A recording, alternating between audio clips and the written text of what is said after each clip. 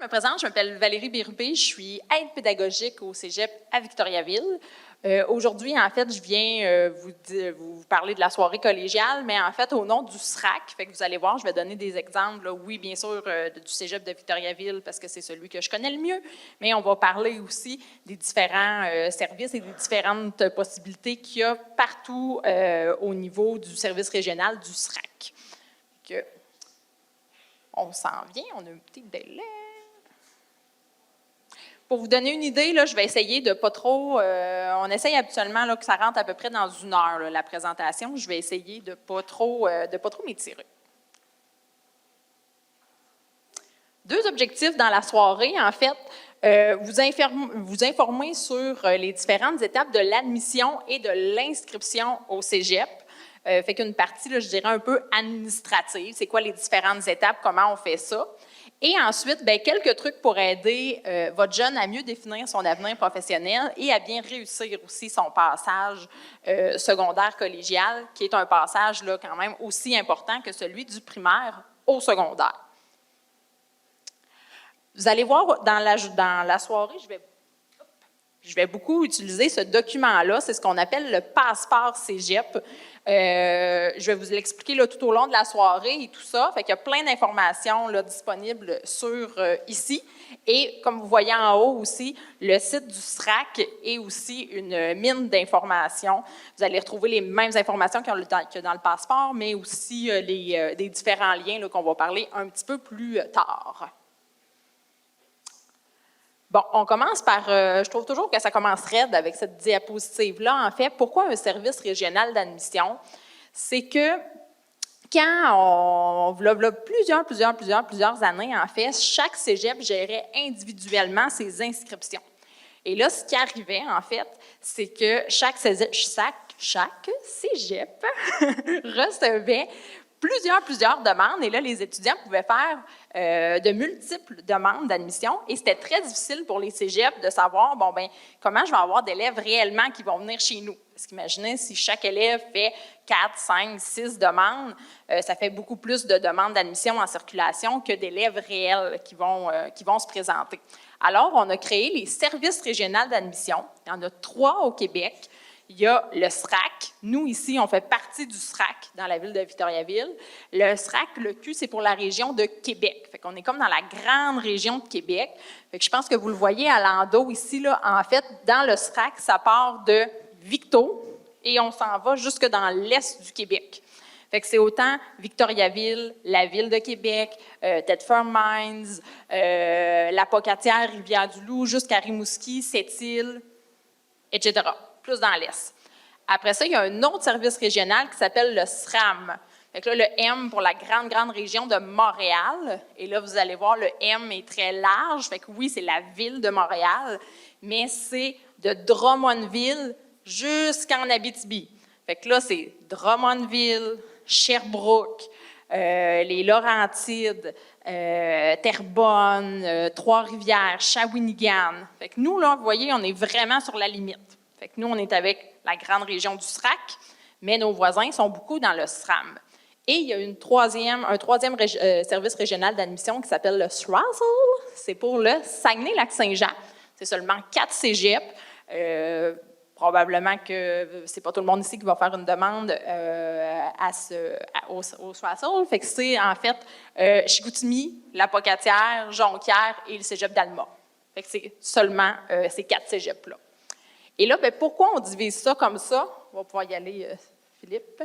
Oh, un autre coup. En fait, une des informations les plus importantes de la présentation, c'est cette diapo ici. On a le droit de faire un seul choix de programme et de cégep par service régional d'admission. Ce que ça veut dire, c'est que moi, si je fais ma demande, par exemple, en soins infirmiers au cégep de Victoriaville, bien, mon choix pour le SRAC, il est pris. Je ne peux pas faire une demande en service ambulancier à Québec. Je ne peux pas faire une demande en sciences humaines, encore une fois, à Sainte-Foy. Je ne peux pas, parce que j'ai une demande pour le SRAC. Après ça, bien, je peux faire une demande aussi au SRAM. Fait que là, comme vous voyez, nous, on est à la limite là, pour les régions et tout ça. Fait que je pourrais faire une demande à Victo, puis je pourrais faire une demande à Drummondville. Pas à cause de la distance, pas à cause du cégep, c'est parce qu'ils ne sont pas dans le même service régional d'admission. Il y a une exception, en fait, c'est les cégeps privés qui gèrent chacun individuellement leurs choses. Ça veut dire que dans les régions là, plus proches d'ici, on va avoir le collège Ellis à Drummondville, le collège La Flèche à Trois-Rivières. Pour eux, il n'y a pas de limite. Fait que je pourrais faire une demande à Victo, je pourrais faire une demande en même temps au collège La Flèche. Il n'y aurait pas de problème.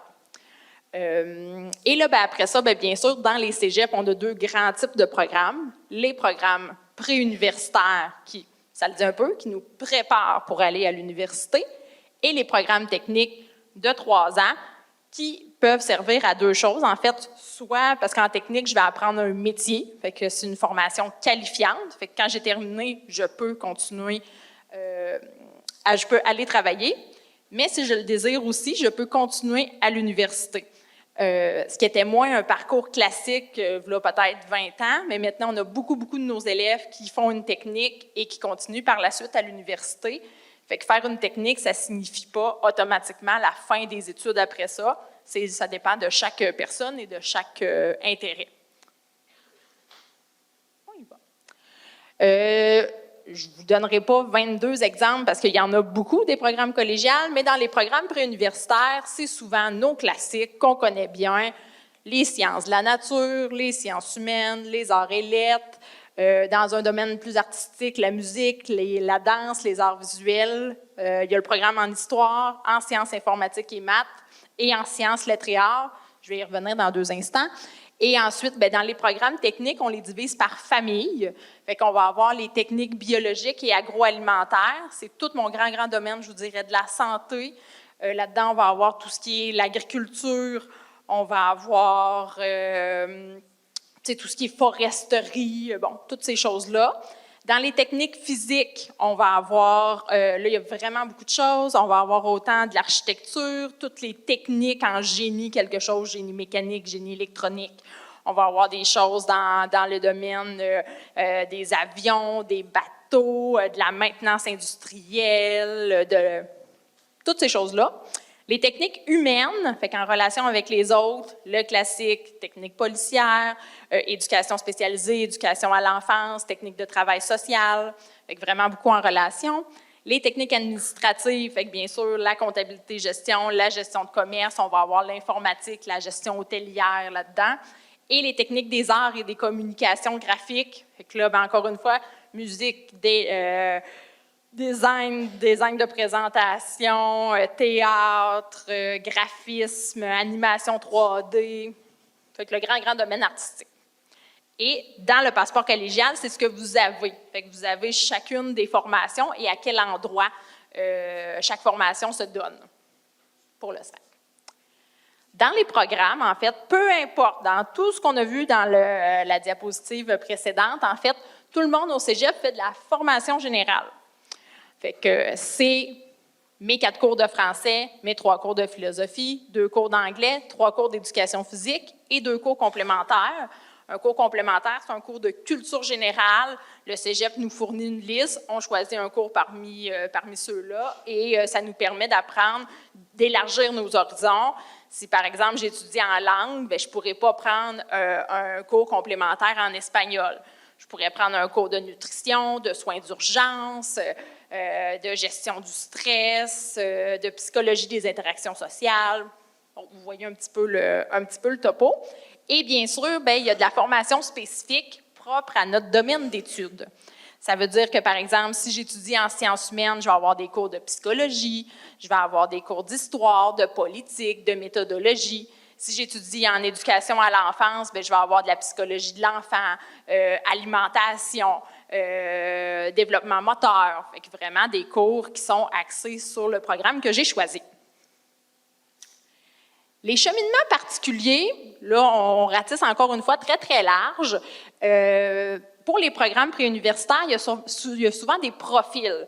Les classiques, encore une fois, si je vais en sciences de la nature, je vais avoir le profil santé, je vais avoir le profil sciences pures. Ça vaut la peine de regarder parce qu'il y a des différences. Il y a toujours un tronc commun, mais il y a des différences. Fait que pour avoir travaillé, maintenant je travaille au cégep, mais j'ai travaillé longtemps comme mes collègues, comme conseillère d'orientation dans une école secondaire. Ça arrivait régulièrement que c'est le temps de faire les inscriptions, puis l'élève il me dit, ben moi je veux m'en aller en sciences humaines, mais là il y a 3 choix, je prends quoi? Bien, je ne sais pas. Je les ai faites, moi, mes sciences humaines. Et là, l'élève dit, bien, je ne sais pas, c'est quoi la différence et tout ça.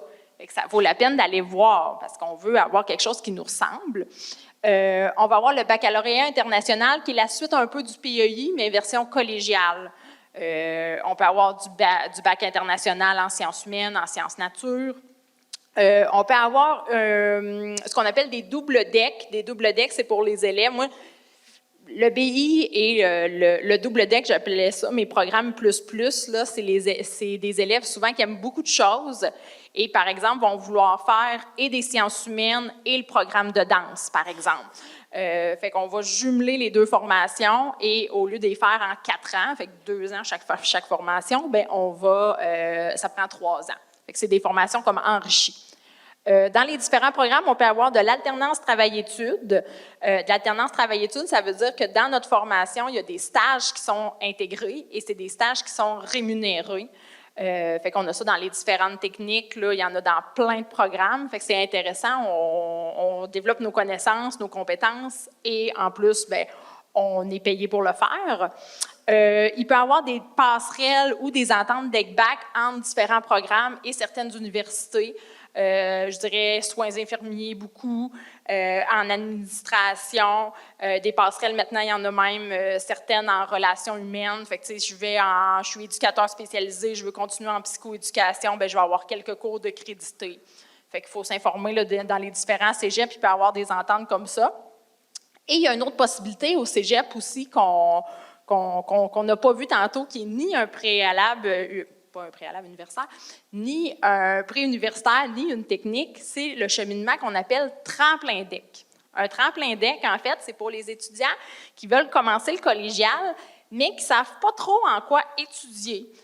Ils se disent, bien, j'hésite encore, je ne suis pas sûre, ou le programme qui m'intéresse, bien, il est dans une autre ville, puis là, je ne suis peut-être pas prêt à déménager tout de suite, je veux valider mon choix encore, parce que là, c'est une grosse décision et tout ça. Bien, dans ce programme-là, en fait, on commence le cégep, fait qu'on s'intègre, mais on fait aussi le français, l'anglais, la philosophie, l'éducation physique. Et après ça, bien, quand on transfère dans le programme qu'on a choisi, bien, on a des cours de déjà faits. Ça peut être aussi un programme qui peut être fait si, par exemple, je suis au secondaire, puis là, je n'ai pas fait ma mathématique, ma chimie, ma physique, et que je me suis rendu compte que, oups, j'aimerais ça finalement aller en architecture, j'aurais besoin de certains de ces programmes-là.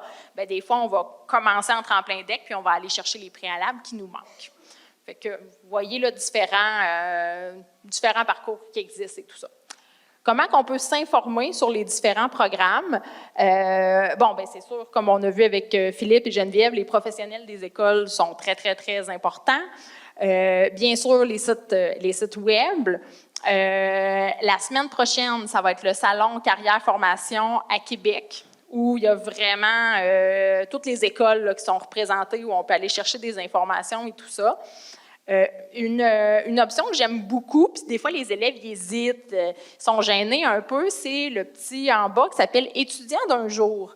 Étudiant d'un jour, en fait, c'est que dans tous les programmes, dans tous les cégeps, on offre aux élèves, bien, viens passer une demi-journée, quelques heures au cégep dans le programme qui te tente, pour voir ça a l'air de quoi.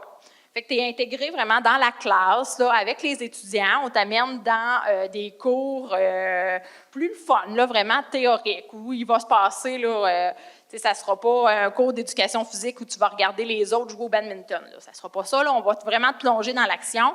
Puis, ça te permet, bien, de découvrir le cégep si tu ne le connais pas beaucoup. Et après ça, bien, de voir un peu l'environnement, puis vraiment d'être concrètement là, dans une classe comme tu le seras l'année d'ensuite. Les portes ouvertes aussi, fait que là, maintenant, de presque à 100 %, là, je ne sais pas toutes les autres, mais en tout cas, je sais que chez nous, là, tout se fait en présence et tout ça. Fait qu'on va tomber là-dedans. Là. Je vous dirais que octobre, novembre, décembre, c'est vraiment là, la grande partie pour les portes ouvertes. Fait que ça vaut la peine de s'informer. Et là, bien sûr, tous les sites web, les réseaux sociaux et tout ça, des différents cégeps, du SRAC et tout ça. Il y a aussi une mine d'informations là-dedans.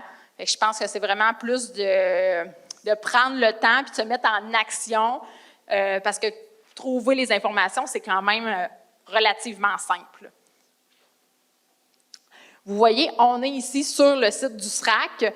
Quand on va dans la partie, là, c'est petit là, pour vous, là, mais dans Info SRAC, un peu plus bas, on a toutes les publications.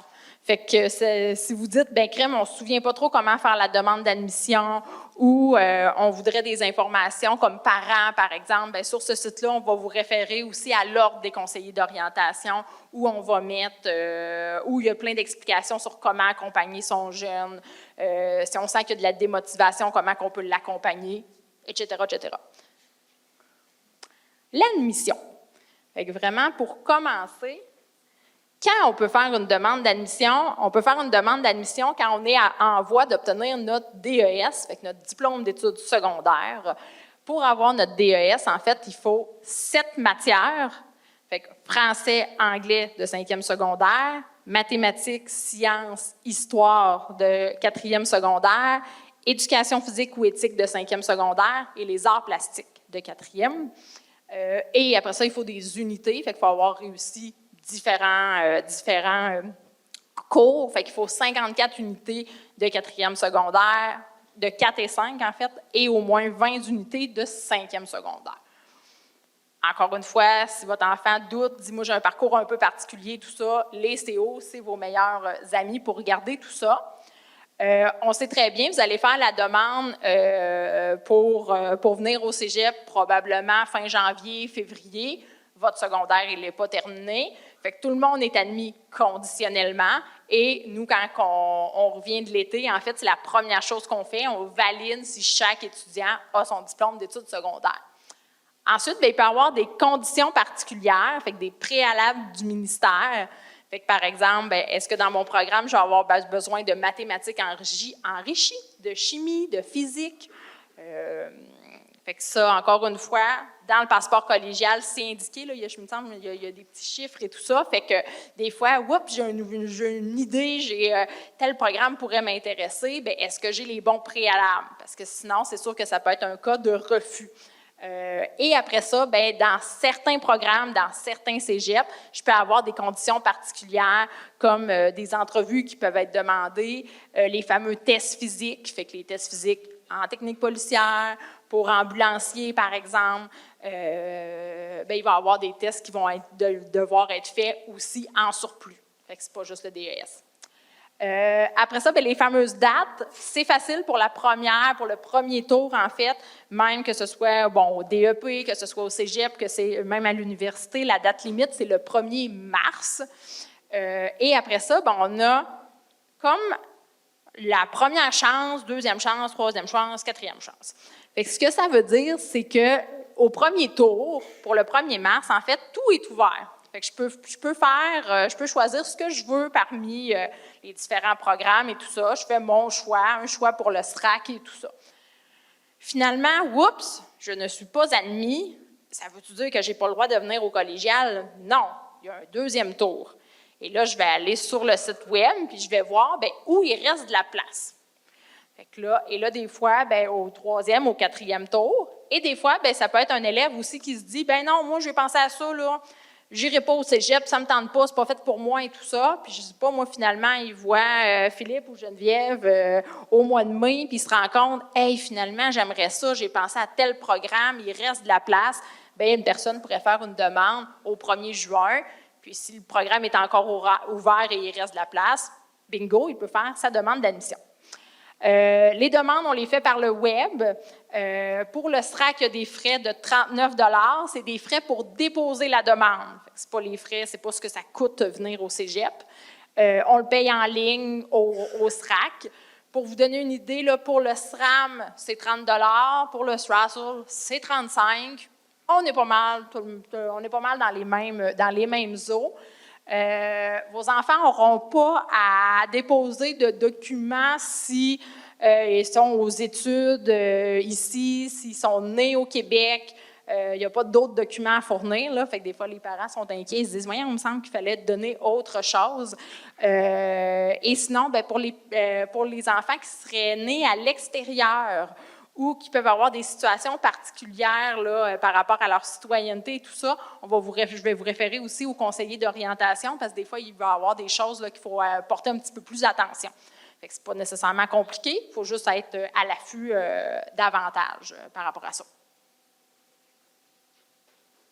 Ensuite, quand le SRAC récolte, parce que comme je l'ai dit, vous ne faites pas votre demande au Cégep de Victoriaville, vous faites votre demande au SRAC, le SRAC ramasse le tout et il attribue à chaque dossier une cote SRAC. C'est un peu technique, là, mais en fait, c'est un chiffre qu'on va donner pour pouvoir classer les élèves, en fait, et on va regarder les moyennes du secondaire 4 et 5. On va regarder aussi, il y a toujours un pourcentage qui est mis sur le français, parce qu'on a fait plusieurs études sur la réussite des élèves au collégial et on sait que quand les élèves arrivent avec un français qui va bien au secondaire, ça se passe bien au cégep. Si on arrive avec un français très faible, des fois le cégep, c'est un peu plus ardu par rapport à ça. Et après ça, on va choisir certains cours qu'on dit, pour tel programme, tel cours est particulièrement important, puis on va faire une pondération. Tantôt, il y a un exemple là, pour soins infirmiers, j'y arrive. Après ça, on y va en ordre chronologique, fait que du dossier le plus fort jusqu'au plus faible. Puis après ça, on donne les réponses. Fait que vous voyez, pour soins infirmiers, je vais me tasser, sinon vous ne me verrez plus. Il y a 40 de la cote SRAC qui est la moyenne du secondaire de 4e et 5e secondaire, 36 qui est sur le français et les sciences enrichies de secondaire 4, là, STE ou SE, comptent pour 24 Fait que vous voyez, fait que la moyenne des cours, une grosse proportion pour français et la science STE, en fait, c'est parce que c'est le préalable de soins infirmiers. Fait que c'est pour ça qu'il y a une importance aussi à cette note-là qui est donnée. On reçoit les réponses, c'est marqué 2 semaines après la fin du tour, mais sauf pour le premier tour. Fait que si vous faites votre demande pour le 1er mars, vous allez habituellement recevoir votre réponse fin mars, début avril. Que ce soit pour Victo, que ce soit pour les autres cégeps aussi, là, souvent début avril, on est pas mal dedans. Au SRAC, il y a un outil super intéressant qui s'appelle la prévisibilité d'admission. Qu'est-ce que ça mange en hiver? C'est que c'est un outil de prévision. Fait que si vous avez de l'intérêt pour un programme qui est contingenté, là, je pense qu'on le voit un petit peu plus loin, mais dans le passeport collégial, on le voit, quand à côté du programme, c'est en rouge ou c'est en jaune. Ça veut dire, en rouge, ça veut dire que c'est toujours contingenté, on refuse des gens à chaque année. En jaune, ça veut dire des fois oui, des fois non. Ça dépend de l'année. Fait que si votre programme qui vous intéresse est en rouge ou en jaune, on peut faire l'outil de prévision où on va rentrer nos notes de 4e secondaire, nos notes de première étape de 5e secondaire lorsqu'on les connaît. Et après ça, ça va comparer notre dossier avec les gens qui ont fait des demandes dans ces programmes-là dans les 5 dernières années. Et là, ça va vous dire, vos chances d'être admis sont moyennes, sont excellentes. Sont pas très bonnes. Fait que ça peut vous donner des idées. Comme vous savez, on a le droit à un choix de programme. Fait que si, par exemple, je ne sais pas, moi, vous visez... Attendez, je vais essayer... mettons, intervention en délinquance. Et là, vous dites, « Hey, moi, là, j'aimerais ça aller à Québec parce que Québec, c'est cool, c'est bien plus le fun qu'en région, je veux aller à Québec. » Mais là, mettons que mon dossier scolaire est peut-être un petit peu difficile. Bien là, je peux faire l'outil puis regarder à Québec, est-ce que ça marche? Si vous voyez, oups, habituellement, le dernier qui a été admis avait une cote SRAC de, je vais dire n'importe quoi, là, de 72, puis moi, j'ai 68. Ouais, il y a peut-être une chance que je ne sois pas prise. Mais là, vous pouvez regarder la technique en intervention en délinquance, est-ce qu'elle se donne ailleurs? Et là, peut-être que vous allez voir, OK, elle se donne à Lévis. Ah, mais le contingentement, il n'est pas le même à Lévis, j'aurais une chance d'être pris. Ah, ça se donne aussi à Rivière-du-Loup. Ah, ouais, c'est plus loin, c'est moins funky qu'à Québec, mais peut-être que ça pourrait être une option parce que je veux vraiment faire ça. Fait que ça peut vous aider là, dans votre réflexion puis dans votre stratégie aussi. Fait que si on vise des programmes qui sont un peu contingentés, bien, il y a un peu de stratégie là-dedans. Fait que c'est un bon outil. Et après ça, en fait, et là, depuis tantôt, on voit le petit icône bleu, dossier personnel, c'est qu'au SRAC, on va se créer comme un dossier et nos informations vont être à cet endroit-là. C'est là qu'on va aller payer, c'est là qu'on va aller s'assurer que tout est beau. Si j'ai des documents à déposer, ce qui ne sera pas le cas de la majorité ici, bien, je vais aller le déposer dans mon dossier personnel et tout ça. Après ça, bien, il y a 3 choix qui peuvent arriver. Soit admission sous condition. C'est quoi la condition? Oui, votre DES, vous suivez, vous êtes super bon. Je peux être refusé. Fait que refus, tout simplement, bon, c'est difficile, mais on sait ce qu'il y en est. On va nous inviter à faire une demande au 2e tour. Et je peux être sur une liste d'attente. Moi, je trouve que c'est un peu la pire des situations parce que sur la liste d'attente, en fait, c'est qu'on va vous dire qu'est-ce que tu fais. Est-ce que tu attends voir s'il y a une place qui se libère ou est-ce que tu dis, ben non, finalement, je change d'idée puis je refais une demande dans un autre programme ou dans un autre cégep au 2e ou au 3e tour? Des fois, bien, on ne le sait pas tout de suite, parce que ça dépend comment les gens répondent vite pour nous dire, bien oui, je la prends à la place dans ton programme ou des choses comme ça. Fait que là, on est un peu à la merci des autres.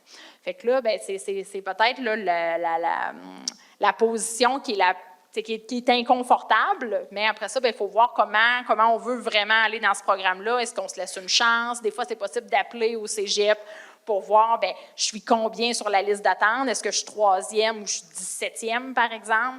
Et là, bien, c'est là que ça va être important de penser à un 2e choix. Fait que surtout si le programme visé dans le passeport est en rouge, est en jaune, pour dire, bien, si ça ne fonctionne pas, qu'est-ce que je fais? Est-ce que j'ai pensé faire une demande au SRAM aussi en même temps? Est-ce que c'est un collège qui va être une option? Est-ce que sinon, ça va être un préuniversitaire? Fait que vraiment de prendre le temps un peu de planifier les choses idéalement.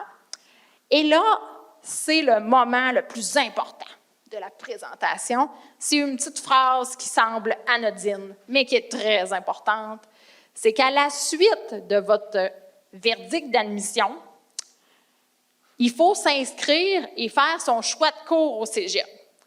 Là, ce qui arrive, et je vous le dis, je le sais parce que moi, je suis l'autre bord du miroir, fait que je le sais ce qui arrive, c'est que là, les élèves, le 2 avril, ouvrent leur courriel.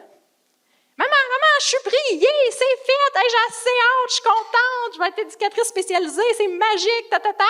Et là, c'est plate, il y a plein de documents avec ce courriel-là. Et là, on fait « j'ai la bonne nouvelle, la chenoute, je lis pas les documents. » Mais quand le cégep, lui, il a juste levé la main pour dire « Hey, Valérie, tu as fait une demande, on aime ton dossier, on a le goût que tu viennes étudier chez nous. » Mais l'étudiant, après ça, il doit confirmer puis dire « Hey, moi, là, c'est à Victo que je vais aller, ou c'est à Sainte-Foy, ou c'est à Tête-Ferme que je vais aller. » Parce que moi, là, quand je suis au cégep et que je dis, OK, je vais admettre telle personne, je ne sais pas si Valérie, elle a fait une demande, 2 demandes, 3 demandes. Fait que pour confirmer, en fait, il faut payer la session au cégep et il faut faire le choix de cours. Fait qu'on va voir, on va me dire, OK, bon, je vais reprendre mon exemple d'éducation spécialisée. OK, je vais avoir un cours d'adaptation biopsychosociale, je vais avoir un cours de premiers soins, je vais avoir un cours de psychologie de l'enfance. Et là, je vais voir les cours que je vais avoir. Parce que si vous ne faites pas ça, puis là, vous avez fermé le courriel parce que, vous étiez pris, tout est beau, bien là, après 2-3 semaines, le cégep va dire, j'ai pas eu de nouvelles de Valérie, et ils vont fermer mon dossier. Et là, bien, imaginez-vous ce qui peut arriver si le programme ne choisit pas tout le monde. Fait que là, bien, moi, à chaque session, j'ai des téléphones le 17 août pour dire « J'ai pas eu mon horaire. Mes amis, ils ont toutes des rencontres, il y a des journées d'accueil, puis tout ça, puis moi, j'ai pas d'horaire. Puis là, on rentre dans les dossiers, puis là, on voit, oui, mais Valérie, on t'avait accepté, mais tu nous as jamais donné de nouvelles. Fait que ça peut vraiment comme être des situations, et là, bien, des fois, on va donner ce qu'on peut, rendu là. Je ne peux pas enlever la place à quelqu'un que j'ai déjà dit oui pour dire, ah oui, mais telle personne, il a oublié de payer, fait que j'y enlève, je vais lui donner ta place. Ça ne marche pas comme ça. Fait que c'est vraiment important, fait qu'on fait une demande d'admission, puis après ça, il faut s'inscrire. Très, très, très important. Bien, il faut se rappeler, en fait, que nos jeunes, ils sont en recherche d'autonomie. Fait qu'il faut les laisser faire.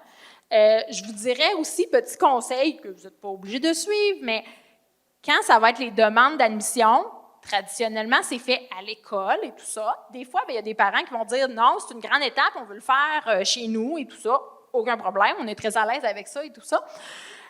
Des fois, on se rend compte que les adresses courriels qui sont dans les dossiers, ce n'est pas l'adresse courriel de votre enfant. Parce que c'est sûr que si l'adresse s'appelle Suzanne Drouin, je me doute que ce n'est pas l'adresse de Jonathan. Et ça, bien, c'est ça. Des fois, on a besoin de réécrire, par exemple, à l'élève, ou on veut faire un petit suivi avec lui pour plein de raisons. Fait que des fois, je dis, moi, je veux que l'élève, il commence tranquillement à être capable de me répondre, à poser des questions sur son cheminement et tout ça. Fait que, tu sais, essayez vraiment de les laisser faire, s'il n'y a pas d'adresse courriel, bon, qu'il s'en crée une, vraiment, là, en recherche d'autonomie, parce qu'au cégep, ça va être une des grandes différences. Fait que vraiment, il faut qu'il nomme ses besoins, qu'il dise si ça ne va pas et tout ça. Ils doivent s'approprier leur projet. Fait que ça va être leur façon de faire, c'est tout nouveau pour eux et tout ça. Fait que leur laisser le temps aussi, c'est beaucoup, beaucoup d'adaptation pour eux aussi. Le troisième picot est très, très, très important. Ils devront s'adapter à un nouveau rythme d'apprentissage.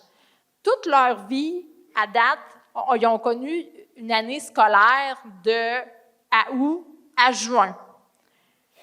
Et là, on va passer d'un système scolaire sur 15 semaines. C'est vite 15 semaines. Cette semaine au cégep, on est en relâche, on est en semaine de travail. Fait qu'imaginez, les élèves, ils ont été en examen la semaine passée ou ils sont en examen de mi-session la semaine prochaine. Comme je vous disais, j'ai aussi travaillé au secondaire. Moi, je disais toujours que j'avais des cocos qui avaient un départ lent. Tu sais, qu'en octobre, ils sont encore en vacances dans leur tête. Bien là, au cégep, la vague, là, elle arrive bien plus vite. Fait qu'il faut vraiment, c'est vraiment pas à sous-estimer. Puis, tu sais, on essaye vraiment, là, je sais que les professeurs le disent, on va en classe aussi, mais tu sais, si il y a des choses que je comprends pas, si j'ai des interrogations, bien, il faut vraiment aller chercher les informations rapidement parce qu'en 3 semaines, je peux avoir raté puis pris énormément de retard. Bien, dans certains cas, ils devront se rebâtir un cercle social. Fait qu'en fait, ils ne seront plus nécessairement avec leurs amis du secondaire. Ils vont arriver, ils vont être séparés dans des programmes différents. Il y en a qui vont aller dans des villes différentes. Fait que pour certains, ça peut être un gros choc. D'autres, ça va mieux se passer, dépendant de comment nos traits de personnalité, tout ça. Et bien, ils peuvent avoir des craintes et des motivations qui sont différentes des nôtres. Fait que, tu sais, pour eux autres, est-ce que ça va être correct? Je vais me mettre avec qui dans mes travaux d'équipe? Là, telle personne, je ne les connais pas, il va falloir que je parle en avant d'eux. Puis des fois, comme parents, on va penser à leur taux de placement, à est-ce que ça va être correct. Il a fait un choix, mais je ne suis pas vraiment sûre que ça lui ressemble et tout ça. Fait qu'il faut aussi les laisser expérimenter puis déployer leurs ailes par rapport à ça. Et on porte vraiment une attention particulière à la première session, à l'arrivage. Excusez, quel beau pas. À l'arrivée au cégep, 90% des élèves qui n'ont pas eu d'échec en première session vont décrocher un diplôme. Fait que c'est quand même une statistique très parlante.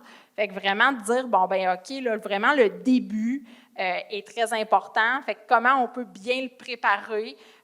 On peut vraiment prendre le temps de questionner notre jeune sur un peu comment ça se passe. Y a-t-il des cours qui sont plus difficiles? Est-ce que tu es à l'aise de poser des questions s'il y a des choses qui ne vont pas? Est-ce que tu sais comment communiquer avec tes profs et tout ça? Fait que vraiment comme ça. Et on dit qu'en adoptant une attitude positive face à leur cheminement, on augmente de près de 15 leur chance aux enfants de décrocher un diplôme. Et moi, je dis toujours, là, moi, mon fils, il a 7 ans, fait qu'il c'est encore loin un peu le collégial et tout ça, mais quand ils sont petits, on est comme des cheerleaders. Moi, tout ce qu'il faisait, là, c'est merveilleux. Comprends-tu? Il apprend à marcher, c'est génial. Il est propre, c'est génial. Il apprend à écrire des lettres, c'est génial. Je suis beaucoup, beaucoup dans le renforcement. Là, c'est comme, tout est super. Puis, je ne sais pas pourquoi, une année, on arrête de faire ça, de féliciter, de dire « Hey, telle affaire, c'est bon. Hey, je t'ai vu interagir l'autre fois avec telle personne. C'était super bon ce que tu as fait et tout ça. » Fait que vraiment, des accompagner, de souligner leurs bons coups. Quand ils ont vécu une difficulté, ils ont passé au travers et tout ça, de continuer à mettre la pression, bien pas la pression, mais le renforcement, la pression, tellement pas, vraiment pour qu'ils sentent qu'on est derrière eux finalement, là, et tout ça. Parce que même les recherches en orientation, on a bien beau penser que c'est beaucoup les amis qui sont importants, puis beaucoup comment je vais être perçue par les autres, mais les gens les plus importants sur qui va être fier de moi, bien, c'est mes parents. C'est ça qui revient. C'est que mon ami trouve mon choix bizarre, c'est tel que tel, mais si mon parent n'est pas d'accord avec mon choix, là, ça va avoir un impact, puis on le voit aussi même dans nos bureaux. Notre rôle comme parents, c'est de soutenir, écouter, accompagner, motiver, vraiment d'être là, de les écouter, de les laisser parler, voir, OK, qu'est-ce que tu peux avoir besoin, qu'est-ce que tu vis. Peut-être aussi, comme je disais, souligner leurs bons coups. Des fois, ils vont commencer à travailler, des fois, ils vont... fait que vraiment, refaire aussi des fois, ressortir leurs qualités, leur dire, oui, moi, je t'ai vu, quand tu fais telle affaire, c'est super bon, ou hey, tu as eu telle note dans telle affaire, moi, je vois vraiment, je sais pas, tu es très bon en programmation, ta logique est super bonne et tout ça. Je me souviens, j'ai déjà accompagné une jeune qui avait travaillé longtemps au IGA, puis là, elle avait arrêté. Je ne sais pas, je ne me souviens pas pourquoi, en tout cas, puis il l'avait rappelé comme 3 mois plus tard pour dire hey, « on aurait vraiment besoin de toi », puis tout ça. Fait que l'élève, elle me compte ça, puis là, je suis comme « mais tabarouette, t'imagines-tu, tu sais, ça veut dire qu'il t'aimait vraiment, puis que tu avais laissé une impression très positive et tout ça. » Et là, je vous jure, elle me regarde, puis elle est comme « ben tu penses? » Mais j'ai dit « ouais, mais si tu aurais laissé... une mauvaise image, une mauvaise impression, penses-tu vraiment qu'il t'aurait rappelé pour dire hey, on aurait vraiment besoin, on a aimé ça travailler avec toi? Puis, l'élève est comme tombée des nuages, elle disait ah, je ne l'avais jamais vu comme ça. Mais j'étais comme hey, il y a vraiment des points positifs là, qui ressortent. Là. Ils ont vu plein de choses en toi, puis tout ça. Fait que j'ai dit c'est sûr que tu étais une bonne travailleuse d'équipe, que ça allait bien, parce qu'elle faisait la caisse et tout ça. Mais tu sais, juste le fait de refléter ça, elle était comme, ah mon Dieu, je ne l'ai jamais vu. Fait que je trouvais ça, c'est important de refléter leur force. Au cégep, il n'est pas anormal de changer de programme ou d'alléger sa session. Moi, c'est à peu près la moitié de ma job, cette phrase-là. Fait que vous voyez comme c'est pas anormal. Fait que vraiment, pour voir, je suis en technique. Tantôt, on va parler des heures de cours par semaine. Il y en a beaucoup. Moi, je fais du sport en même temps. Je travaille beaucoup. Je reste loin de Victoriaville, fait que j'ai du transport à faire et tout ça. Est-ce que tout fit ensemble? Est-ce que ma gestion du temps, elle est bonne? Est-ce que j'ai besoin peut-être d'avoir un peu plus de temps pour faire mes cours puis pour bien réussir? Fait que ça, autant on peut le planifier en cours de route, mais autant on peut le planifier dès le début. Je peux avoir un certain défi aussi au niveau de l'apprentissage et tout ça. Fait que si j'ai besoin de plus de temps pour faire mes choses, faire mes examens, un allègement d'horaire, ça peut être très, très aidant, là, vraiment par rapport à ça. Et je vous dirais là, que, comment je pourrais dire ça, les élèves qui vont suivre un parcours classique que je pourrais appeler, c'est pas la majorité de mes élèves, vraiment pas, là. Ils ont tous quelque chose de spécial, ils ont changé de programme, soit qu'ils ont des cours d'été, soit qu'il y a eu des échecs, soit il y a eu un allègement, ils ont des enfants, tout se passe, là. Fait que, vraiment, plein de choses. On dit qu'il y a 30 des élèves qui vont changer de programme à la première session, qui vont se rendre compte, OK, bien, c'est pas tout à fait ça. Puis c'est correct parce qu'on va le voir, on va les accompagner là-dedans, puis on va essayer de trouver quelque chose qui leur ressemble plus. Le chemin, il n'est pas nécessairement linéaire. En fait, il l'est très peu maintenant, mais les élèves réussissent. Fait qu'il est pas, le chemin, il est juste différent. Il n'est pas bon, il n'est pas... c'est pas que les élèves travaillent moins fort et tout ça. Les programmes n'arrêtent pas aussi d'être bonifiés. On reçoit les devis avec les nouveaux programmes. Des fois, on fait comme tabarouette, il y a donc bien du stock. Fait que, la vie se complexifie. Bien, on en demande de plus en plus aux étudiants aussi. Et l'accompagnement à la première session, bien, c'est vraiment une source de succès. Fait que vraiment, on en parle souvent, mais c'est très, très important. La réussite, on va. Bien, 4 grands ingrédients, en fait. Est-ce que je suis dans le bon programme? Parce que vous voyez, au cégep, je vais avoir quand même beaucoup de travail extérieur à faire. Je vais avoir des devoirs, des lectures, des travaux d'équipe. Fait que si je ne suis pas au bon endroit, je n'aime pas ce que je fais, bien là, ça va être très, très, très difficile de mettre le cœur à l'ouvrage et tout ça. Si on ne voit pas de sens, si on ne se reconnaît pas dans le programme, fait que ça vaut la peine de venir en parler, là, soit en orientation, soit avec l'aide pédagogique et tout ça. Le travail scolaire régulier et assidu, une session sur 15 semaines, c'est vraiment court. Fait que souvent, bien, les élèves ont accumulé du retard quand ça se met à aller mal. Fait qu'ils ont accumulé du retard dès le début. Puis là, à un moment donné, ça déboule, puis les difficultés augmentent beaucoup. Faire preuve d'ouverture. Je dirais d'ouverture, de flexibilité peut-être. Fait que de ne pas hésiter à venir consulter ses enseignants. Penser peut-être peut-être qu'un changement de programme, ça serait bon pour moi. Tantôt, on va parler des services au cégep, bien, pas hésiter de poser des questions et tout ça. Puis, on a le droit de rebondir après des échecs. Moi, j'en vois plein dans mon bureau, des élèves que c'était un peu plus difficile, ou oups, l'adaptation, c'est pas ce qu'ils pensaient, mais ils étaient dans le bon programme, ils ont le goût de continuer et tout ça. Puis après ça, on se replace, puis c'est pas parce qu'il arrive un écueil, un échec, quelque chose comme ça, que le cégep, c'est pas fait pour moi, puis qu'il faut que je laisse tout tomber, puis tout ça. On va mettre des choses en place pour l'accompagner. Et une bonne gestion du temps, très, très importante. Fait que surtout, avec des fois le travail, les activités, le sport, le parascolaire qu'on peut avoir, bien, comment on peut gérer tout ça. Puis, vraiment, bien, de regarder, bien, moi, est-ce que je suis bien là-dedans? Est-ce que je considère que tout est en équilibre ou non? J'ai peut-être trop de travail? Est-ce que... etc. Sinon, si ça déborde, bien, qu'est-ce qu'on fait? Les services au collégial, encore une fois, on ne partira pas la vidéo, mais ça va bien. Tu peux aller à l'autre diapo, Philippe, on va les voir ici. Bon, bien sûr, les professeurs.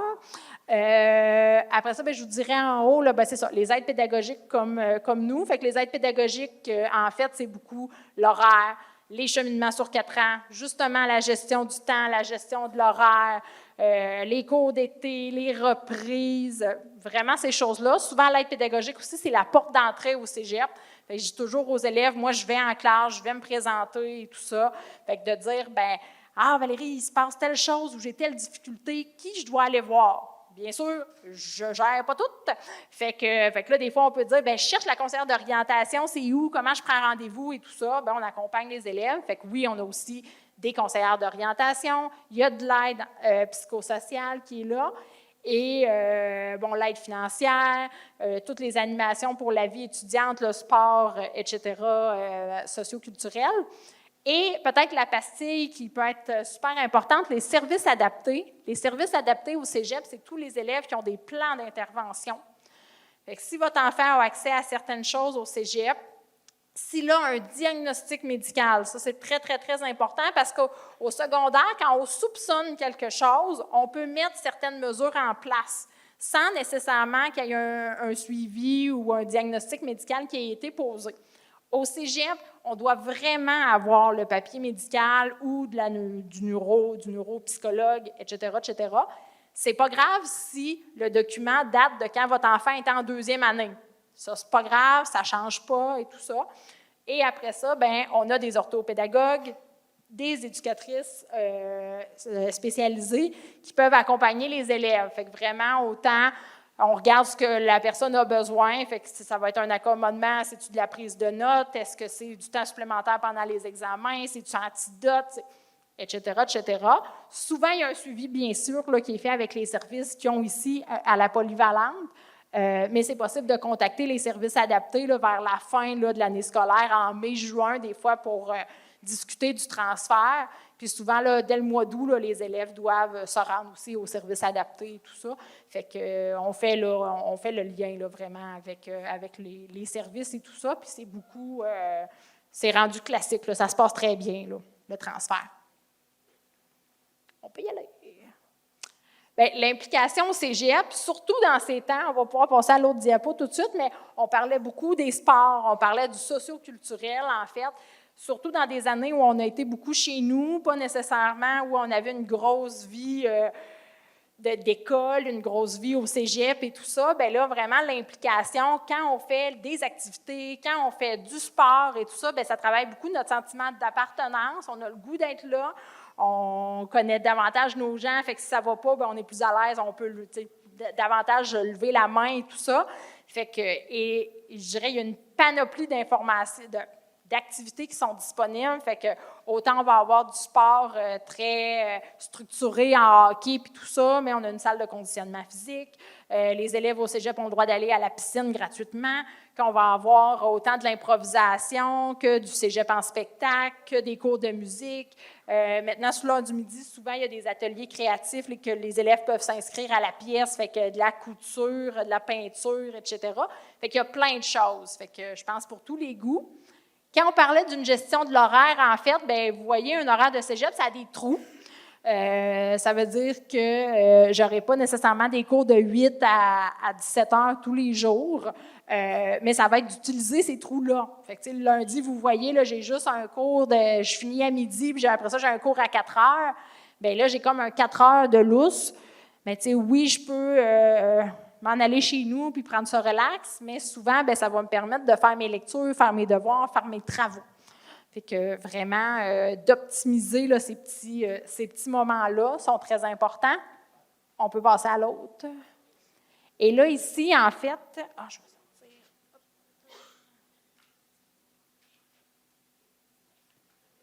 Vous voyez, ça, c'est la grille de cours. Là, il y a beaucoup, beaucoup d'infos, là, mais l'important, c'est plus quand c'est marqué « heure de cours », c'est que pour chaque cours au cégep, il y a une pondération. On va dire dans la classe, on a TL puis TP, fait que TH, c'est pour théorie. Combien j'ai d'heures de théorie? Mettons, je vais prendre le premier cours en évolution, diversité du vivant. C'est un cours de biologie. Bien, je vais avoir 3 heures par semaine de théorie. Je vais avoir 2 heures par semaine de labo. Fait que là, labo, je pourrais dire pratique. Là, c'est de la biologie. Probablement que ça va être du laboratoire, vrai laboratoire. On s'entend que si je fais un cours d'espagnol, bien, ça va être de la pratique de l'espagnol et tout ça. Fait que quand on additionne les deux chiffres, c'est le nombre d'heures par semaine que je vais avoir. Fait que cet élève-là a 5 heures de biologie par semaine. Et à côté, on a son travail personnel. Fait que ce qu'il doit faire hors classe, qui est de 3 heures par semaine. Et là, bien, si on additionne tout, cet élève-là, à la première session, il y a 26 heures de cours. Fait que 26 heures où il est assis en classe devant un enseignant. Et on calcule en moyenne. C'est sûr qu'il y a des semaines que ça ne sera pas tout à fait ça, puis il y a des semaines, ça se peut que ça soit plus. Bien, on calcule 18 heures de travail personnel hors classe. Calculez ça comme vous voulez, ça fait 44 heures. Fait que là, si on rajoute du football puis 20 heures de travail au IGA, ça ne marche pas. Fait que là, des fois, c'est de voir, bon, bien, OK, qu'est-ce qu'on fait? Est-ce que ça va être de faire un petit peu moins de cours? Est-ce que ça va être de travailler un petit peu moins? Est-ce que ça va être, je vais travailler juste l'été, mais peut-être pas quand je vais être à l'école? Il n'y a pas de bonne ou mauvaise réponse. En fait, c'est vraiment de voir, qu'est-ce qui va être préférable pour moi? Puis vous voyez, la session 2, c'est le même principe, c'est 46 heures. Fait que, ça n'arrivera jamais là, que le total va être à 22 heures. Là. Ça va toujours être plus que ça. Puis vous voyez, pour le plaisir, parce qu'on avait juste la programmation pour un pré-universitaire, j'ai regardé pour des techniques Quand je vous disais que les techniques sont excessivement chargées, j'ai calculé les chiffres là, pour un élève qui était en première année. J'aurais dû écrire c'est quoi le programme, je ne me souviens plus. Ça donnait 49 heures par semaine. Fait qu'encore une fois, tu sais, des fois, ça ne sera pas ça toutes les semaines. Des fois, vous n'aurez pas de devoir en psychologie de l'enfant. Mais si vous avez un travail de session à remettre, bien, ça veut dire que cette semaine-là, si j'ai des choses à composer, ça se peut que ça prenne bien plus que 3 heures. Fait que vous voyez, là, c'est quand même des chiffres qui sont très parlants.